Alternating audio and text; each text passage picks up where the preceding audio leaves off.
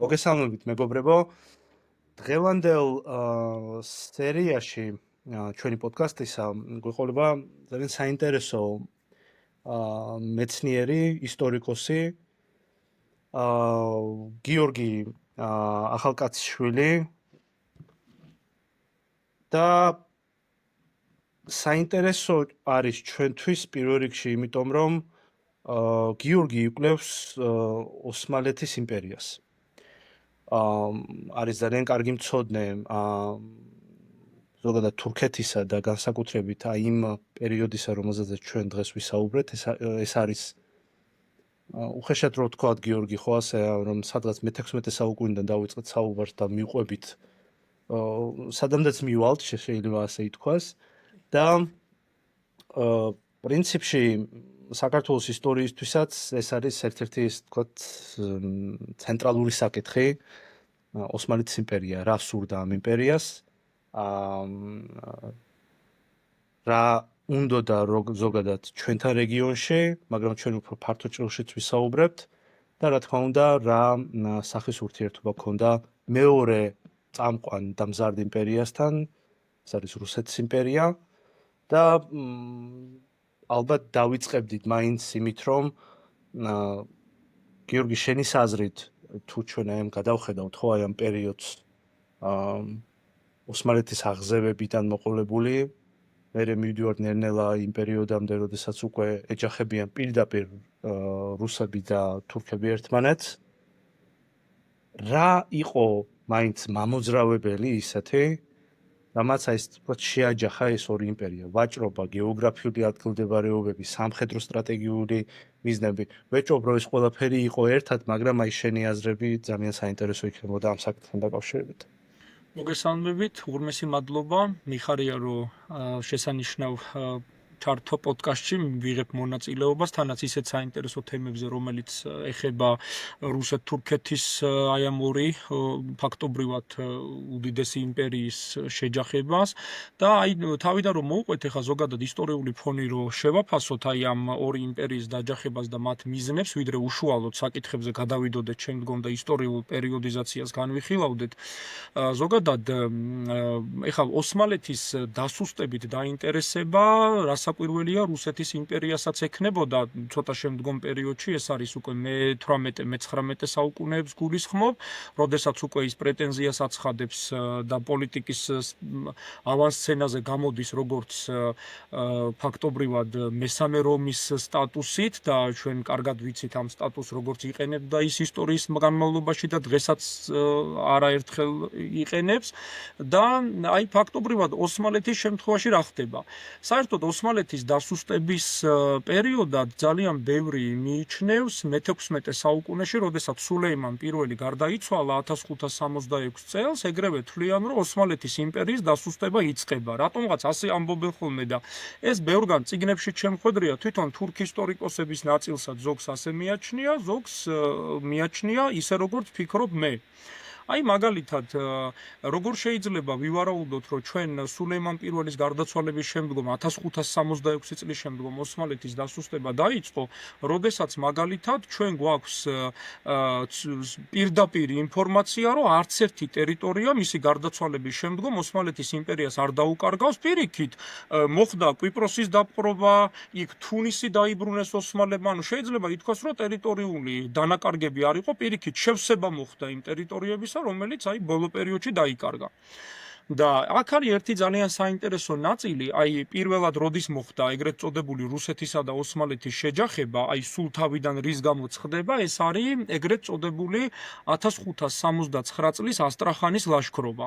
ეხლა ზოგადად რო განვიხილო მაგალითად რუსეთისა და ოსმალეთის ინტერესები მე-16 საუკუნეში სულ სხვა მიზნით მოხდა მათი დაჯახება, მაგალითად ოსმალეთი ძალიან ცუდად უყურებს 1556 და 1557 წლებში ივანე მეოთხე მრისხანის პერიოდში რუსეთის ზედმეტ ზედმეტ გააქტიურებას ყირიმის გარშემო და განსაკუთრებით ასტრახანის ტერიტორიაზე. ხა ასტრახანი ზოგადად ძალიან სერიოზული სავაჭრო ეკონომიკური ადგილმდებარეობა უკავია, ჩინეთიდან წამოღებული და ინდოეთიდან წამოღებული სავაჭრო საქონელი ზოგადად ასტრახანში ჩადიოდა ხოლმე და ძალიან დიდი ეკონომიკური გამტარობის იყო ეს ქალაქი.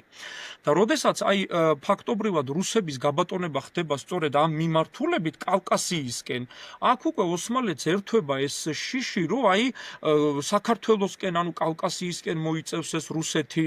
აქეთ ჩვენ ვიცით, რომ ოსმალეთის იმპერიასთან ერთად კავკასიაზე გაბატონებას მეორე სახელმწიფო ისლამური შიიტური სახელმწიფო სეფიანთა სპარსეთი ცდილობს და აღმოსავლეთ საქართველოში ეს კარგად გამოსდის, განსაკუთრებით თუ არ ჩავთვლით ჩვენი იმ პერიოდის მეფე-მთავრების თავდადებულ ბრძოლებს, ქართლის მაგალითად და ასე შემდეგ.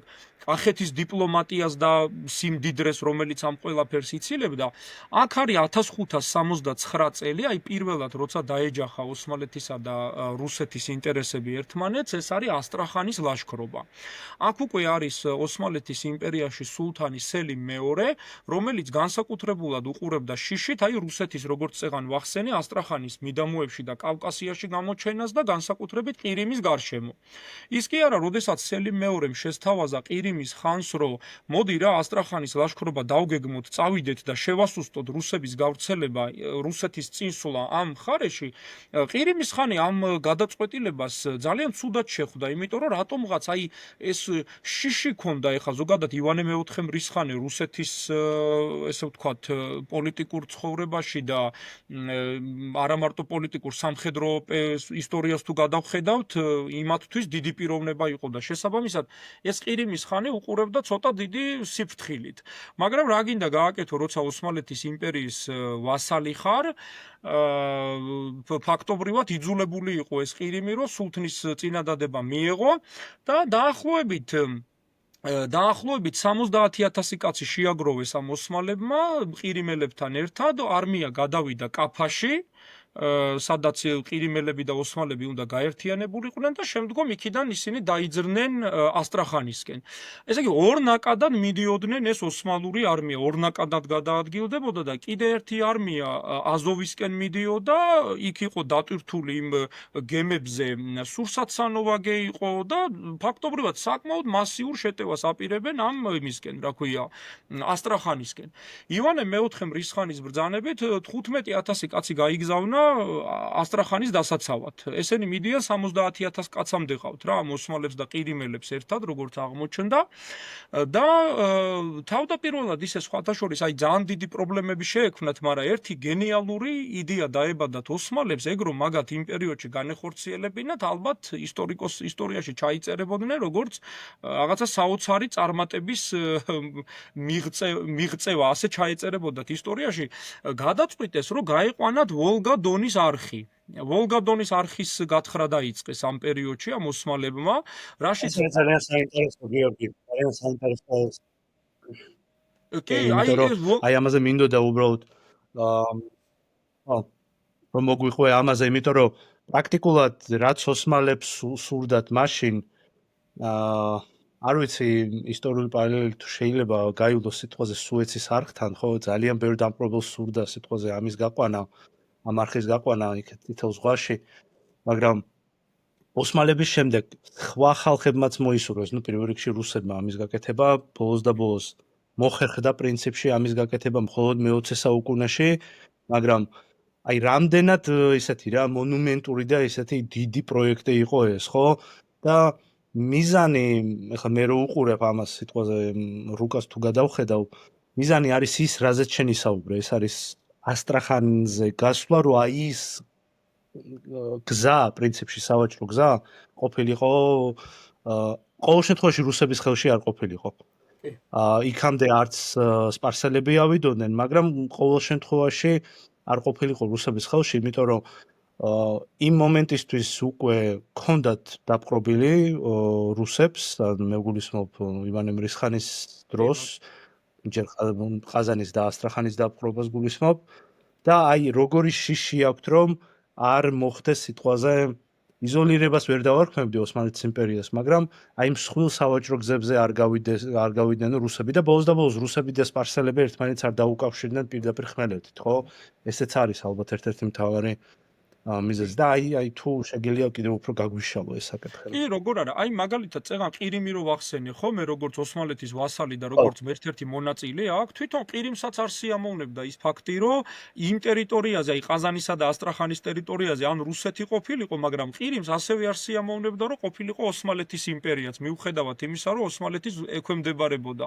ეხლა აქ ყირიმის ხანს თავის ინტერესი ჰქონდა, მაგალითად ეხლა ასტრახან ერთი პერიოდი ეგაკონტროლებდა ზუსტად მაგ ტერიტორიას, აი მაქედან სარგებელს იღებდნენ, საოცარი ეკონომიკური ის ჰქონდათ სარგებელი ხო ამ ტერიტორიებიდან.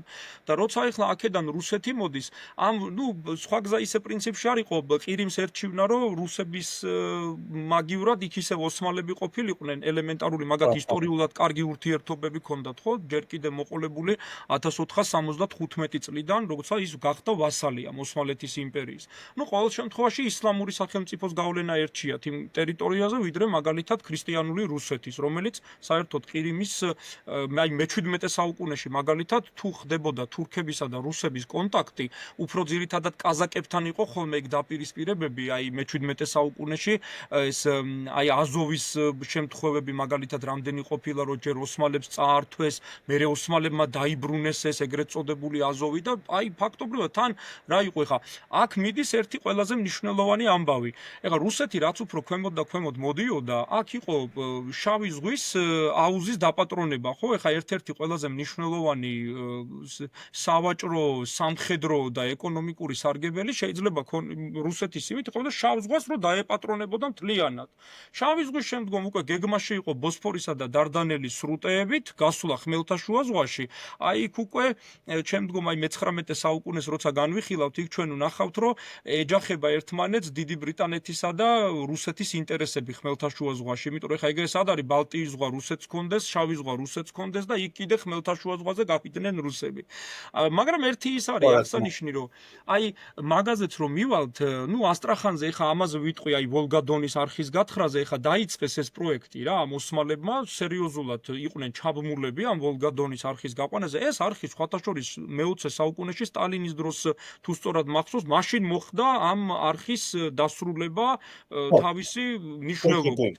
და აქ ოსმალებს ხელი შეეშალათ იმ კუთხით, რომ ეხა აქ კიდე როგორ იყო ეხა საქმე, წვიმები, გაუთავებელი წვიმები ამ ტერიტორიაზე, გაუთავდათ საკვები, აი არ იყვნენ კარგად მომზადებული, ის კი არა, ზოგიერთი ისტორიკოსი ავანტიურასაც კი ეძახის ამ ლაშქრობის პერიოდში ვოლგა-დონის არხის გათხრა რო დაიწყეს იქ, იმიტომ რომ იქ ეხა სულ სხვა საქმე გაქვს, ხო, უნდა მიხვიდე ასტრახანი უნდა დაიპყრო ეს მნიშვნელოვანი ეკონომიკური ცენტრი, თორე იქ თუ მოიკიდა ფეხი რუსმა, შემდგომ უკვე სერიოზული დაპირისპირებები მოხდებოდა, რასაკვირველია და საბოლოო ჯამში ისე მოხდა, რომ ასტრახანამდე მივიდნენ, გაიმართა ბრძოლები, აიღეს კიდეც ეს ასტრახანი, მაგრამ რა ხდება ეხა, რა კედლები ჩამონგრეული იყო, მოგეხსენებათ ეს ქვემეხები გემებით გადაიტანეს იქამდე და ბომბავდნენ კედლებს, თან მე-16 საუკუნეში ხა ოსმალეთის იმპერიას საუკეთესო არტილერია ჰქონდა, თუ გავითვალისწინებთ ევროპასთან და სხვა ქვეყნებთან შედარებით, ეხა მართლა საუკეთესო არტილერია აქვს მე-15 საუკუნიდან მოყოლებული და თან უფრო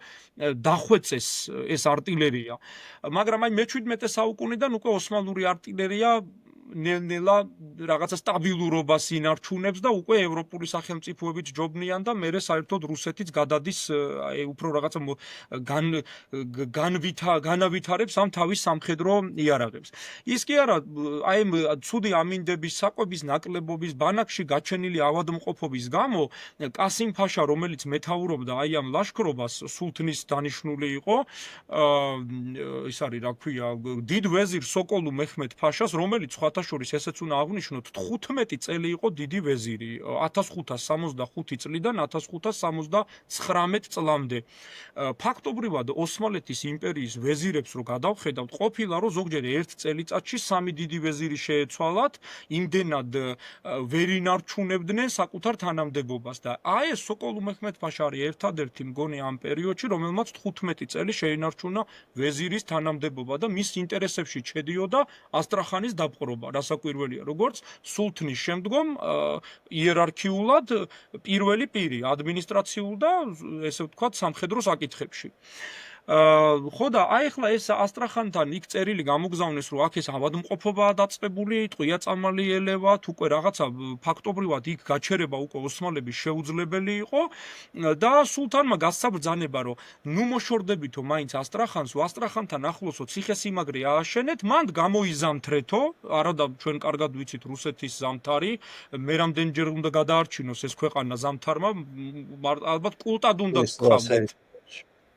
კულტად უნდა ყავდეთ, იმიტომ რომ ქვემოთ ასტრახანი ზამთრის გამო გადარჩა, იქ ნაპოლეონის ზამთარი, იქ ჰიტლერის პერიოდი, ეს ზამთარი ძალიან კარგი არ არა არის. მარტო კარლ XII-ს შვედეთის მართველი ეს ერთ-ერთი პირველი შეეწირა ამ საშინელ ამინდს. ჯერ ძალიან ციოდა, მე ძალიან ცხელოდა და გადაირიჟა შვედები.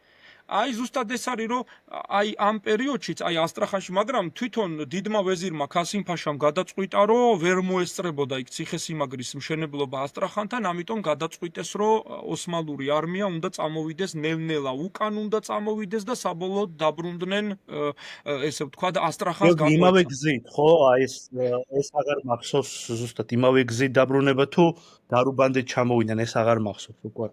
არა, იმ ქვემოთ ესე ვთქვათ, აი იმიდან რა ქვია მაგას, რა გზითაც მივიდნენ, მანდ ეხა მაგათ იქ ათვისებული ქონდათ ეს გზები, იყო რამდენიმე გეგმა. აპირებდნენ, რომ შეიძლება დარუბანდით წამოსულიყვნენ, მაგრამ ქვემოდან აი დარუბანდით რო წამოსულიყვნენ, იქ კიდე ცალკე წინააღმდეგობა შეხვდებოდნენ, რომელიც შეიძლება მათთვის ფატალური ყოფილიყო, ხო, ეხა ბოლოს და ბოლოს ეს ის პერიოდია, როცა კი ბატონო, ამ დროს ომი არ ხდება სეფიანთა სპარსეთთან და ზოგადად ეს პერიოდი რაღაცა როგორ ვთქვა, რაღაცა ისა აქვთ, შუალედი აქვთ აღებული ომებს შორის, მაგრამ ნუ მაინც ეხა იქიდან რო გადმოსულიყვნენ, უნდა გაეარათ სხვა ქვეყნის მიწები, რომ ან გაატარებდნენ, ან არა.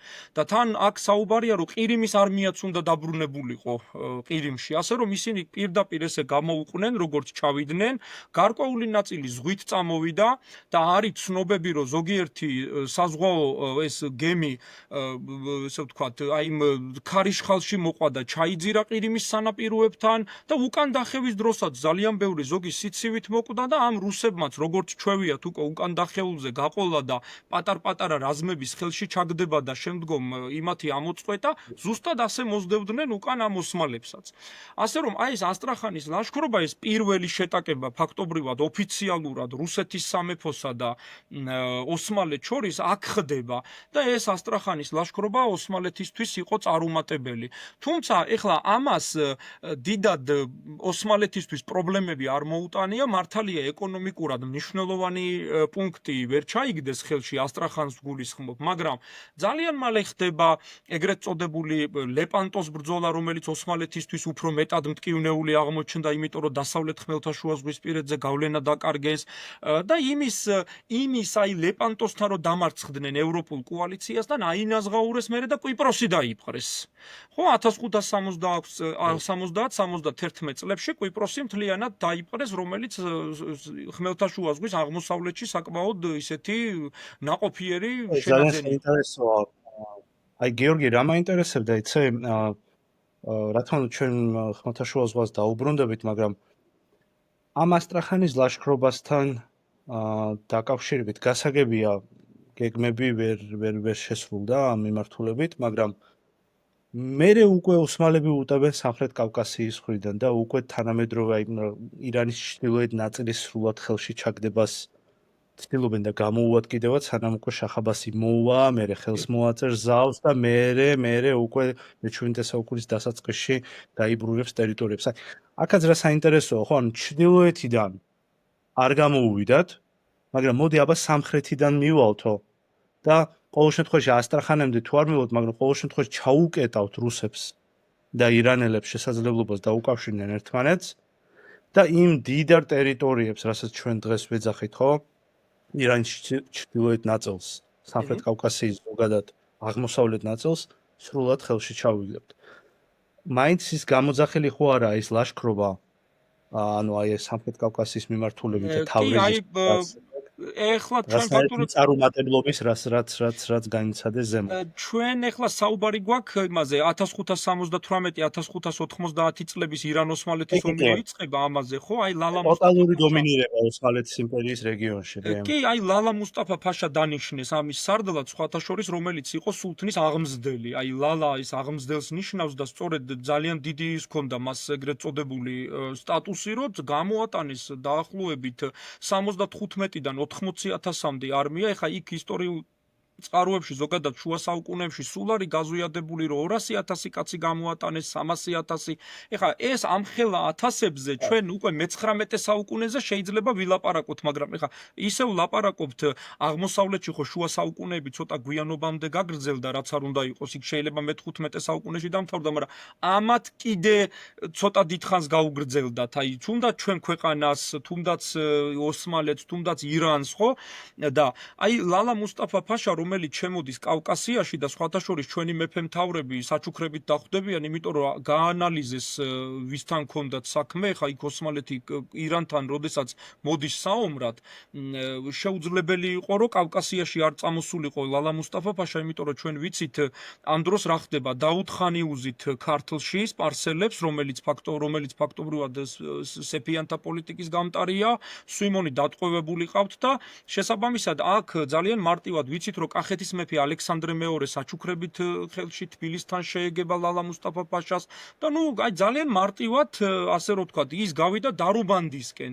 აი დარუბანდისკენ ქონდა ზუსტად მას აღებული გეზი და ეს მართლაც შეიძლება ჩაითვალოს იმათ რომ შეიძლება იქიდან ასტრახანში არ ასულიყო, საერთოდ არ იყო ლაშქრობის გეგმა ასტრახანი. იქ უკვე გარნიზონი იყო ჩაყენებული რუსების და ეხა წარმომიდგენია ლალა მუსტაფა ფაშა იქ რო წასულიყო, სულთანი ამ დროს მურად მესამეა და ალბათ სიკვდილით დასჯიდა უსათუოდ, იმიტომ რომ ეს არ იყო მისი მიზანი. იმიტომ რომ მისი მიზანი ძირითადად იყო აი ეხლანდელი აი აზერბაიჯანის ნაწილის დარუბანდამდე ეს უნდა ჩაეგდო ხელში და შემდგომ უკვე მთავარი რაც იყო სეფიანთა სპარსეთზე შეტევა. პირდაპირ ქვემოდან შემოუტევდა, ჩვენ ვიცით რომ ეს ომი ირანმა წააგო, იმიტომ რომ აქ ხდება შახის ცვლა, ხუდაბენდეს ჩამოაგდებს და თვითონ შაჰ-აბას პირველი მოდის უკვე ხელისუფლების სათავეში და ამ ადამიანმა ფაქტობრივად რაღაცა გამოიყენა დათმობის დროებითი დათმობის პოლიტიკა, ხო? 1590 წელს გაფორმდა სტამბოლის ზავი და შემდგომ უკვე თვითონ ემზადება რომ რევანშის ასაღებად. შეიძლება ასე ითქვას და ძალიან კარგად მეტის განმავლობაში, კი. ძალიან კარგად გამოსდის სხვათა შორის და აი მან აქ არის ერთი ფაქტი კიდე რომ ეხა ამ დროს რუსეთთან დატაკება ძირითადად ოსმალეთის მხრიდან არა ამ კუთხიდან ხდება, არამედ ხდება ევროპული კუთხიდან. აი განსაკუთრებული მნიშვნელობა მერე მოლდავეთის ტერიტორიას აქვს. მოლდავეთის ტერიტორიას, რომელსაც როგორც იქნა რუსეთი 1812 წელს ჩაიგდებს ხელში. ოღონდ იქამდე ფრონტის ხაზი ფაქტობრივად იქ იყო გახსნილი შემდგომ პერიოდში. აი ძირითადი დაპირისპირებები კაზაკებთან და მერე უკვე საერთოდ მე-17 საუკუნის ბოლოს და მე-18 საუკუნის დასაწყისში უკვე როდესაც საღვთო ლიგა შეიქმნება, აი ოსმალების წინააღმდეგ, როცა საღვთო ლიგა იქმნება, 1686 წლიდან ამ საღვთო ლიგას რუსეთიც უერთდება. ჯერ არ არის კიდე იმპერია. მართალია პეტრე პირველი მოდის ხელისუფლების სათავეში, მაგრამ 1686 წლიდან ამ საღვთო ლიგაში რუსეთიც შედის. თქვენ ვენეცია, ავსტრია, პოლონეთი, იგივე რეჩპოსპოლიტას რო უწოდებთ მაგალითად, ხო, აი ის მხარე გადადის ევროპულ ნაწილში შეტევაზე და ეს რამ განაპირობა? ამასაც ვიტყვი აუცილებლად, რომ აი მსმენელისთვის საინტერესო იყოს. ჩვენ ვიცით, რომ ისტორიის მანძილზე ოსმალებმა ორჯერ სცადეს ვენის აღება. ერთხელ ეს არის 1529 წელი, რომელიც ასევე ბუნებრივმა პირობებმა, საკვების ნაკლებობამ და ბანაკში გაჩენილმა ავადობამ ფაქტობრივად წარუმატებლად დამთავრდა ეს ოსმალებისთვის, ხოლო მეორე ეს არის 1683 წელი. როდესაც ეგრეთ წოდებული ყარა მუსტაფა ფაშას ლაშქრობსარდლობით ოსმალებმა ალყა შემოარტყეს და ეს ძალიან დიდი პერიოდი, აი რო ვუფიქრდები ხოლმე, რომ არა პოლონეთის მეფის გამოჩენა ვენის კედლებთან, ფაქტობრივად ვენა უკვე დაცემული იყო და ოსმალები თავისუფლად გავიდოდნენ იქიდან ცენტრალურ ევროპაშიც, იმიტომ რომ აი კიდევ რაღაცა გარკვეული დრო რომ ჰქონოდათ ოსმალებს და პოლონელები არ მისულიყვნენ, ვენას ფაქტობრივად ვეღარავინ ვეღარ გადაარჩენდა და პოლონეთის მეფე იან მესამე სობესკი ამ პერიოდში თამაშობს ფაქტობრივად გადამრჩენელი, აი ხანდახან ვადარებ ხოლმე როგორც პუატიას ბრძოლაში მაიორდომმა კარლოს მარტელმა არაბებთან სასწაული ჩაიდინა და იხსნა ევროპა ისლამიზაციისგან, ზუსტად ამ დროს იან სობესკი პოლონეთის დიდი მეფე გამოჩნდა ბრძოლის ველზე, თან გამოჩნდა არა ქვეითებით, არამედ ცხენოსანი რაზმით გამოჩნდა, ფრთოსანი ჰუსარებით მოვიდა და აი აქედან შეიძლება ვთქვათ, რომ იწყება ოსმალეთის ელვისებური დაკნინება და არა სელიმ პირველის სელიმ მეორის პერიოდიდან უკაცრავად, იმ პერიოდში რას ვერჩით, პირიქით შეიერთეს ტერიტორიები მე თუ მკითხავ და არა დაკარგეს. ეხლა სულთანი თუ სვამდა, ეგ ცალკე საკითხია, მაგრამ ფაქტია, რომ ოსმალეთის იმპერია ინარჩუნებდა ხო, ტერიტორიას. პრინციპში ეს absolut ლოგიკურია, ხო, ეს მეორეჯერ ასე თქვათ ჩავარდნილი მცდელობა ვენის აღების, იმიტომ რომ ბოლოს და ბოლოს ის ზავი, რომელიც დაიდო, ხო, აი ამ ომის შედეგად არის პირველი ზავი, სადაც ოსმალეთს მოუწია ტერიტორიების დათმობა, ხო? ძალიან დიდი ტერიტორიები დათმო. რაც ქვია, კი. და აქედან შეიძლება გარკვეულწილად ჩაითვალოს, თუმცა ამ ბოლო დროს მე რასაც ვაკვირდები, ბევრი ისტორიკოსი მიიჩნევს, რომ პრინციპში არც ამის შემდეგაც იყო მაინც და მაინც ფუნდამენტურად ისეთი სუსტი ეს იმპერია და აგრძელებდა მაინც არსებობა საკმაოდ ნორმალურად, ასე ვთქვათ, ბოლოს და ბოლოს აზოვი ჯერ დაკარგეს, მაგრამ აზოვი მერე დაიბრუნეს კიდევაც, მაგალითად, არის ეგეთი შემთხვევები და მაგრამ მაინც სიმბოლურად შეიძლება გარკვეულწილად ჩაითვალოს მართალია კი აი 1693 წლის ჩავარდნილი ლაშქრობა. ძალიან საინტერესო, ანუ პრაქტიკულად გიორგი ჩვენ გვაქვს აი გეოგრაფიულად რო გადავხედოთ აი ამ კონფლიქტს ხო რუსებსა და ოსმალებს შორის, აქ რა თქმა უნდა შეუძლებელია სიტყვაზე პოლონელების და სპარსელების გარეშე საუბარი ამ ომებზე, მაგრამ გეოგრაფიულად ეს არის კავკასია, შავი ზღვა და ევროპული მხარე. სამი დიდი მიმართულება სავაჭრო გზებზე გაბატონების ცდელობა, ეს არის სამხედრო სტრატეგიული ასე ვთქვათ, მიზნების მისაღწევად წარმოებული ომები და მაინც შეიძლება ეს თქვას, ასევე ითქვას ისიც, რომ ეს რაღაც ალბათ პეტრედან იწყება უკვე რეალური დაჯახება, ხო? ამ ორ იმპერიას შორის, როცა უკვე პეტრე სანამ დაიწყება ომი შვედეთთან, ცნობილი ჩრდილოეთის ომი, ის ცდილობს აიღოს აზოვი, რასაც აკეთებს კიდევაც. კი. მაგრამ თავიდან არ გამოსდის, მერე გამოუვა, მაგრამ მერე ისევ უწევს უკან დახევა. აი ამაზე რომ მოგვიყვე, რატომ აზოვი რა უნდოდა რუსეთს იმ არც გეოგრაფიულად საკმაოდ ну როგორ ვთქვათ, ბოლოს და ბოლოს შავ ზღვაში გასასვლელს არ ნიშნავდა ეს, რისთვისაც იბრძოდა პეტრე და ჩვენ რო გადავხედოთ სხვადასხვა აღწერებს იმ ტერიტორიებისა, ის იყო საკმაოდ ვერ მიტყვით გამოუსადეგარი სრულად, იმიტომ რომ მაინც ის ტერიტორია, სადაც სიტყვაზე მონღოლების დროიდან მოყოლებული და მანამდეც დიდი სავაჭრო გზები გადიოდა, ხო, სტეპებზე, მაგრამ აი მაინც რატომ უნდოდა პეტრეს მაინც და მაინც აი იქ ტაგანროგის დაფუძნება, მერე სიტყვაზე უკვე აზოვის აღება, რა სურდა რუსეთს იმ დროს.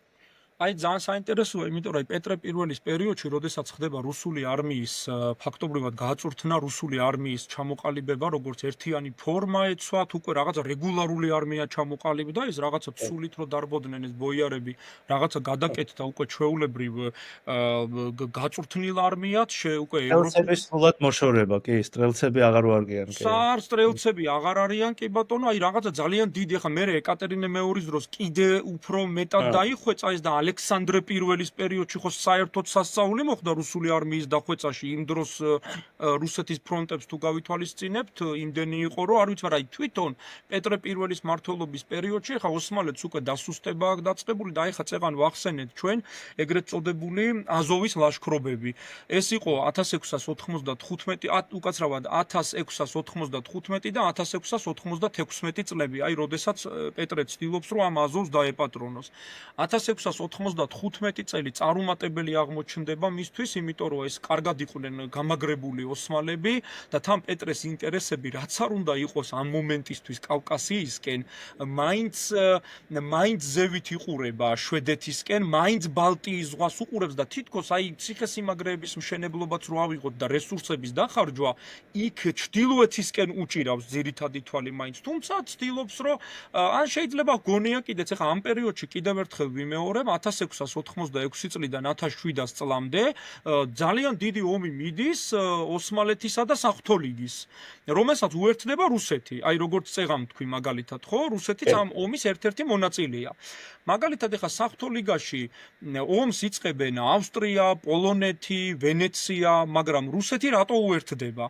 იქით რომ ოსმალეთს ფრონტი აქვს გახსნილი ავსტრიის იმპერიასთან, იქ ვენეციასთან, იქ პოლონეთიც არის ჩართული, აქეთკენ პეტრემ ყველაზე კარგი პერიოდი შეარჩია, მე მგონი ამ პერიოდისთვის რომ აზოვი ხელში ჩაეგდო, ოსმალური ფრონტები არის ორად გაიყო ფაქტობრივად, რის საშუალებაც იმ პერიოდში ნამდვილად რო გადავხედავთ, ეხა ოსმალეთს არ ქონდა.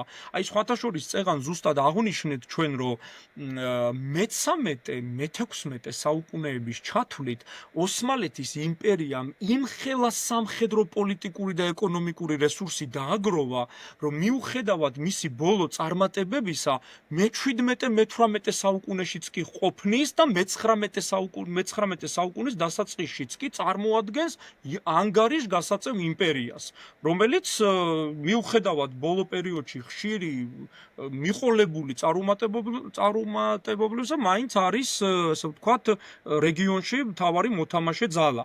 აი იმ პერიოდში. და არა მარტო იმ პერიოდში, ხო, პირველი მსოფლიო ომის დროსაც და რაღაცა აი იმ პერიოდში ცდილობდა რომ შეენარჩუნებინა თავისი პოზიცია. 1695 წელი წარუმატებელი გამოჩნდა პეტრესთვის, მაგრამ როგორც ჩანს დახვეწა თავისი შეტევა, დახვეწა თავისი სტრატეგია და 1696-ში უკვე აზოვი გადადის რუსეთის შემადგენლობაში.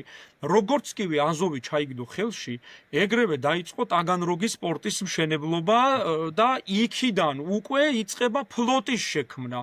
ეხლა ასეთი დიდი საჩუქარი აზოვს რო ხელში ჩაიგდებ, შავ ზღვაზე გასასვლელი გექნება, ტაგანროგში პორტს ააშენებ, უკვე და რაღაც საყრდენი გექნება, თან ციხესიმაგრე აშენდა იქ ყველაფერს რო თავი დავანებოთ, აი თურქული გემებისგან თავდასაცავად. ეს იყო უდიდესი საჩუქარი პეტრესთვის, მაგრამ აი შემდგომში ჩვენ გვაქვს ეგრეთ წოდებული 1710-1711 წლების ეგრეთ წოდებული პრუტის კამპანიას რო უწოდებენ, სადაც უკვე დროებით პეტრე უკან იხევს და აი დაუშვათ 1700 ამის წეჩავარდა სასწაული მომენტი იყო გამარჯვებული პოლტავას ბრძოლის შემდეგ, აი რაღაცა ერთი, კარლ მე-12-მ რა გააკეთა და იცხოვრა ოსმალეთის იმპერიაში რამდენი წელი. 1709 წელს კარლ მე-12 სტამბოლის სტუმარია, აი პოლტავას ბრძოლა რომ მოხდა და პოლტავას ბრძოლიდან კარლ მე-12 ჩამოდის ოსმალეთის იმპერიაში და ცხოვრობს მათ, აწუხებს ოსმალებს აღარ უნდათ მისი, ხო, აი ძალიან საინტერესო მომენტი არის. და ერთ-ერთი მთავარი, შეიძლება ითქვას, რომ ერთ-ერთი მთავარი მიზეზი ის, რომ 1710 წლის დაპირისპირება დაიწყო, თან ეს რა არის? ოსმალეთი იქეთ უცხადებს ომს. ეს არის გამონაკლისი. პეტრესთან ომს აქეთ ოსმალეთიც იწყებს უკვე, თან მზად არის უკვე, წინასწარ ემზადება. გასაკეთე 1709 წელს ჩადის შვედეთის მეფე ოსმალეთში, 1710 წელს უკვე პრუტის კამპანია იწყება, ხო, აქ ერთ წელიწადში უკვე. თან ეხა იმან თავისი გამოცდილებით, სამხედრო გამოცდილებით ოსმალებს ძალიან დიდი სამხედრო გამოცდილება აქვს ზოგადად, მაგრამ აი როგორც ირანის შაჰის კარზე შაჰ აბასის დროს პორტუგალიელები და ინგლისელები იყვნენ ზოგჯერ შაჰის გვარდიის და შაჰის მეთოფეების მწვრთნელებად, ოსმალეთიც არ ამბობდა უარს რაღაცა ევროპული ელემენტები რო შეეტანათ თავიანთ არმიაში. მთელ ევროპას ახასიათებდა, ხო, გიორგი, ასე რუსეთში განსაკუთრებით ყოველთვის იღებდნენ სიტყვაზე გერმანელებს და სხვებს, რომელიც ზოგადად გერმანელებს ეძახდნენ ხშირად აი მთელი ევროპიდან ჩამოსულებს და ოსმალეთშიც ასეა კი და ზოგადად აი ეს მომთაბარული სტილი რა, რასაც ქვია, რომ ერთი ქვეყნის ხან ერთ ქვეყანაში მსახურობ, ხან მეორე ქვეყანაში მსახურობ, აი ჩრდილოეთის ომი იყო ამ მხრივ ძალიან საინტერესო, რომ იყო შემთხვევები, როდესაც ერთი და იგივე სამხედრო პირი მსახურობდა რამდენიმე ქვეყნის ჯარში და ეს იყო აბსოლუტური ნორმა იმ დროს. და აი, უბრალოდ სანამ შენ გააგრძელებდი მაყურებლისთვის საინტერესო იქნებოდა გაიგო, სად მდებარეობს აზოვი. კი, ჩვენ გასაგებია ისტორიკოსები ხვდებით, მაგრამ აი მაინც რომ უკეთ აგვიხსნა, რატო იყო ეს იმდენად მნიშვნელოვანი სტრატეგიულად რუსებისთვის, ისევე როგორც ოსმალებისთვის. ნუ ეხლა მე თუ მკითხავ აი რუკას რო გადავხედოთ მაგალითად ეხლა თვითონ აზოვის ადგილმდებარეობა და თვითონ აზოვიდან გასვლა ფაქტობრივად აზოვის დაპატრონება ეს ნიშნავდა ნუ ძალიან მარტივი საკითხი ხა როდესაც რუსები იქ მაგალითად პორტს გააკეთებდნენ აი ტაგანროგში თუნდაც და რუსული გემები სტრატეგიული თვალსაზრისით ეს იყო ნუ რუსებისთვის მომგებიანი პოზიცია იმიტომ რომ შავი ზღვის მნიშვნელოვან ნაწილზე კონტროლს დააწესებდნენ აქედან გამომდინარე და მერე მეორე კიდე ყველაზე კარგი სტრატეგიულ ადგილად მიმაჩნია, იმიტომ რომ ხა, როდესაც იქ, ნუ ჯერ ერთი თვითონ აი აზოვს თუ წარმოვიდგენთ, როგორი ადგილმდებარეობა აქვს აღებული, ხა იქ რო ოსმალური ფლოტის შეტევა მომხდარიყო ზღვიდან, ეს რუსები იმასაც კი მოახერხებდნენ, რომ იქ აშენებული ციხესიმაგრიდან საზღვაო თავდასხმა მოეგერიებინათ. თან ნუ ცოტა შემაღლებულ ადგილზე იყო შესაბამისად ეს აძლევდა პოზიციას артиლერიის ესე ვთქვათ ოფიცრებს, რომ მოეგერიებინათ თავდასხმები და დაიკავო აზოვი ეს იმას ნიშნავს რომ დაგეკავებინა შავი ზღვის ფაქტობრივად როგორ ვთქვა უმნიშვნელოვანესი ნაწილი და ძალიან დიდ პერსპექტივას იძლეოდა აზოვის დაპყრობა შემდგომ უკვე სხვა ტერიტორიების დაპყრობა ზოგადად ხა პეტრე პირველს მარტო აზოვი ხო არ უნდოდა იქ ყირიმი იყო საიდანაც შემდგომ უკვე მაქედან გზა ეხსნებოდათ უკვე ყირიმის დაპყრობა შეიძლება ჩაითვალოს ერთ-ერთ დიდ მიზნად რომელსაც სხვათა შორის ის ცდილობდა, მაგრამ თავიდან წარუმატებლად გამოსდიოდა, შემდგომ იყო რაღაც წარმატებები, მაგრამ აი მაინც სხვათა შორის რომ ვამბობ ხოლმე, აზოვის თვის სტრატეგიული პოზიციის მინიჭება და შავ ზღვაზე ოფიციალურად აი რუსული ფლოტის ფესვების გადგმა უკვე ცოტა მოგვიანო პერიოდში ეკატერინეს დროს ხდება, როცა უკვე რუსეთი თავს აცხადებს შავი ზღვის ბატონ პატრონად, რაც პეტრეს უშუალო მიზანიც იყო სხვათა შორის ამ პერიოდში. მაგრამ ნუ ეს ცოტა იქით გადავადდა. აი დაუშვათ წეღან რო ჩვენ ვახსენეთ ელემენტარული ხო აი პრუტის კამპანიის პერიოდში რუსებმა ფაქტობრივად ოსმალების რო დაუბრუნეს 1711 წელს ეს აზოვი აბსოლუტურად განადგურდა იქ რუსული ფლოტი რუსული განადგურეს იქ ხო ჩვევიათ რუსებს ზოგადად რაღაცას რო ტოვებენ მოწინააღმდეგეს რო არ დაუტოვონ რასაც იქიდან ვერ გაიტანენ იმას ანადგურებენ იქ ყველაფერს ანადგურებენ და იქ მოხდა ფლოტის განადგურება, იქ მოხდა ციხესიმაგრის განადგურება, იქ მოხდა ქალაქის მნიშვნელოვანი სახნავ-სათესი ტერიტორია, აი გარშემო რაც იყო ნაყოფიერი მიწების გაფუჭება და აი ასე დაუბრუნეს ოსმალეთის იმპერიას 1711 წელს, როდესაც აი ეს პრუტის დინარესთან ალყაში მოაქციეს ოსმალებმა რუსული არმია.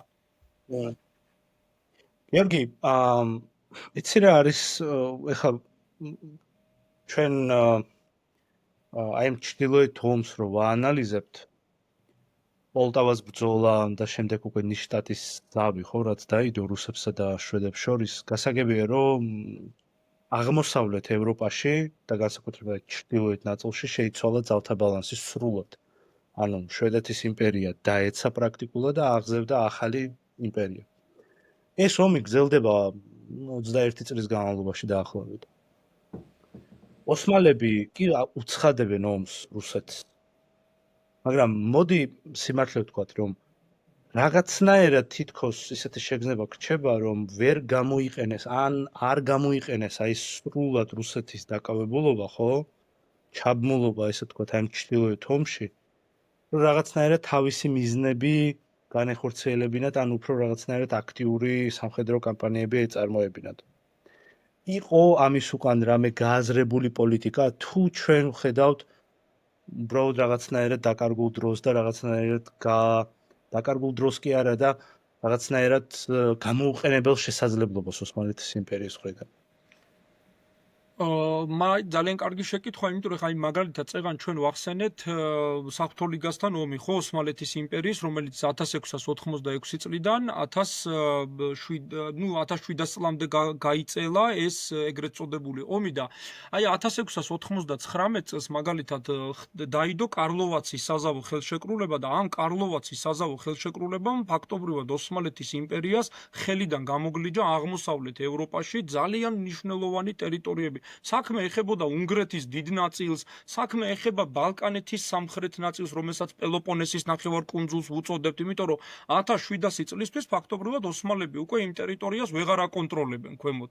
იმხელა ეკონომიკური და ტერიტორიული, გეოგრაფიული დანაკარგები ჰქონდა ოსმალეთის იმპერიას, რომ ცოტა არ იყოს ახლა ერთი პრობლემა კიდე.